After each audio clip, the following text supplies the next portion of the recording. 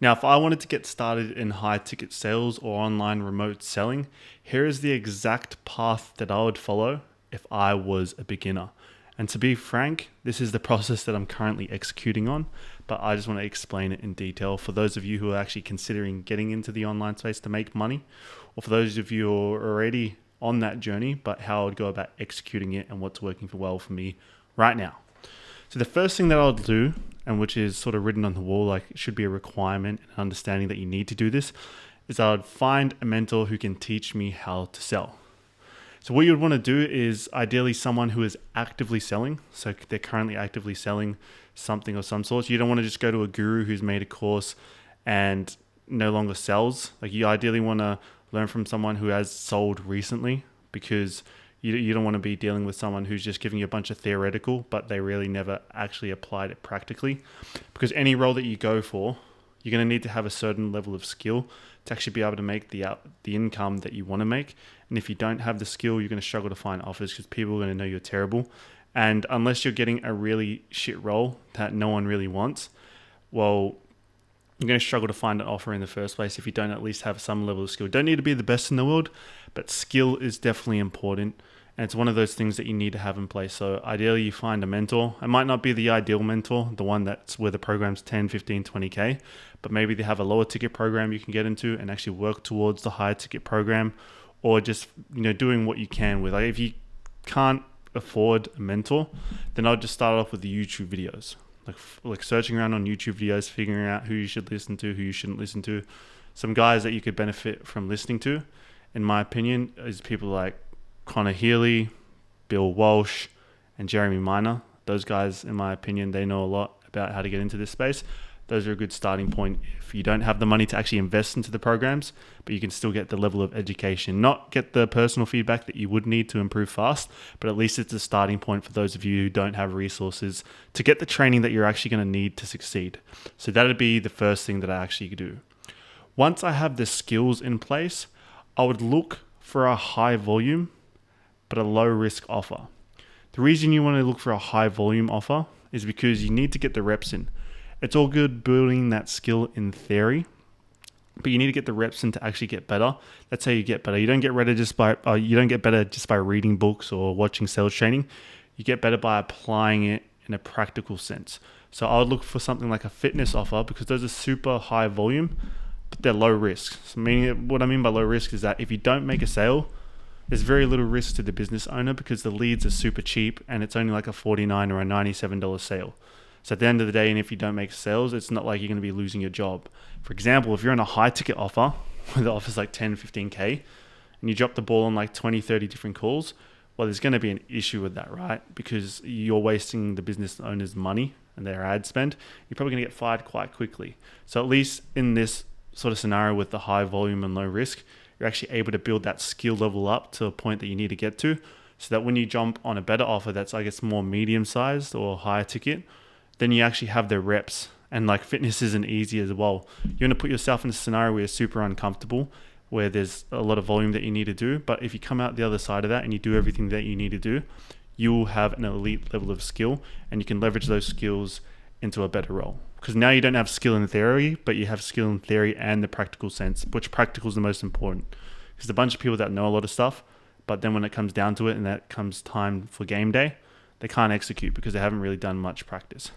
And aside from that, from actually getting in the volume, as a little side note, something you need to execute on daily, even when you're making good money, is that you need to be call reviewing. So you need to be reviewing the calls that you are taking, so you can look at what you did well, what you didn't do well, and things you would improve on. And you'd focus on the lowest hanging fruit so you can actually get better on a day-to-day basis, so you can close more of the calls that you take, have a high close percentage rate, and actually make more money. So that'd be a side note to that. Now, aside from that stuff, that'll be what I do to actually get to the role and get a good skill level. And because you had the skill level, you'd actually be considered for roles. The next thing I'll do is I'll document my entire journey on YouTube and Twitter. Now, what I'm starting to notice is that people appreciate the authenticity and sharing not just the wins, but also the losses. Because everyone just likes to perception manage and share all the highs, but not many people are willing to share the lows. Just like those traders and those crypto guys who are always sharing the profits that they make, very few of them share the losses that they make. And it's just like gamblers. They always share like, oh, I just won 10K, 20K in this. You ask them about their losses, they get uncomfortable, they're not willing to share that. You don't want to be in that scenario. You want to share the good, the bad, the ugly, and people actually appreciate that you're actually showing that stuff, because you're sharing the reality of the industry. Like, people think that high ticket sales, it's cushy, kick your feet up, just relax on the beach, 5 calls a day, all inbound, don't have to follow up, any of that stuff, and it's just lay down sales. That's not the reality of this space, but a lot of the gurus, a lot of the influencers have painted that. That's not the reality. It's going to be a lot harder than you think it is. But for those of you who have a bit of grit and thick skin, you can still make a lot of money. But that's what I'll do. I'll document the entire journey from day one. The reason why you want to do this is because you want to have a personal brand. You want to be known for having a good personal brand. And in that way, you always have an inflow of good offers. Even if you're not the best, but you're just hungry and you're just documenting that journey, people appreciate that you're documenting that journey and being completely transparent. You don't want to lie at all. Make sure you share the truth at all times. As I mentioned, the good, the bad, and the ugly. But you have an inflow or an influx of a lot of offers that most people wouldn't typically get, simply because they resonate with, your story, the wins, the losses, the highs, the lows. And that's what's happening for me specifically now. As I've been documenting my journey, I've only done a couple of pieces of content. I've already got an influx of leads, of potential offers, that sort of thing coming in. And a lot of that stuff wouldn't have come to me if I hadn't been posting the content. So that'd be a super important part. If you take anything from this video to actually execute on, that would be killer for you. The other stuff's important, but that would be the game changer for you, because not many people have personal brands as a closer. Okay. Then the next thing that I'll do from there is, and this is what I'm currently doing as well, is that I would network with closers who are making the money that I want to make. So before I got into this space, I got added into a Discord community, which is called True Blues. Shout out to Riley. Riley runs that, also known as the White Ox. So essentially I got into that community, and I showed up to one of the calls. They had like a weekly call, and essentially I got called out. Like, I went to the first call, I got called out. They're like, "Oh, do some objection role play." And I'd been rusty. I hadn't taken any calls in like 5 or 6 months. So I was pretty rusty, and I forgot how to do a lot of the things that I used to know how to do. So when he called me out, I tried to do it, but I fell flat on my face in terms of execution. And that was embarrassing for me. So what I did from there on is that I started showing up daily, 1 hour, 2 hours, 3 hours, putting in the time required to actually get good at what I fell flat on my face doing, which was objection handling. So essentially, I'm at a point now where I'm proficient, but I only got to that point because I was putting in the reps. And because I put in the reps, and the guy who runs the community, Riley, aka White Ox, because I put in the reps, he was more than happy to give me some of his time. And he's making good money.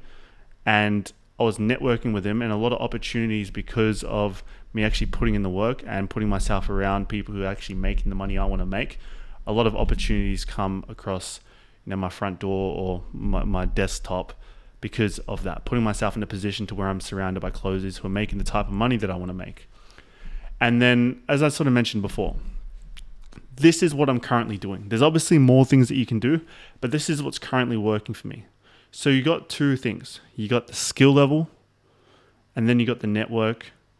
And then underneath that, that's like overarching, is you have the content. The content's going to be the big domino. And then all of them are going to be the big domino. Content, network, and skill level. All 3 of those are important. The problem in this space is that because people are financially incentivized, they either say it's all network, or it's all skill level, or it's all of this, it's all that, because they're just trying to create that them versus us scenario where they're trying to convince you to buy their product. But the problem is that, or the reality is that it's not black or white. It's a mixture of both, because skill level is important, but also network's important. So it's not like, well, fuck network, it's all about skill. And it's also not fuck skill, it's all about network. It's somewhere in the middle, just like left versus right. Both points make good points, but it's never absolute down to the left side of the spectrum or absolute down to the right side of the spectrum. But yeah, that's essentially the roadmap that I would follow if I was starting from zero. And that is the roadmap that I'm following right now, and is working really well for me. So if you have any other questions as to, I guess, where you need guidance on specifically, I guess the goal with this is 1, to share my journey, and 2, just to provide value to you guys. So if you have any questions about getting into this space specifically, feel free to comment them under. I might turn it into a video, or feel free to reach out to me on my socials, which are linked in the description on Twitter and Instagram. Cheers, guys. I'll see ya.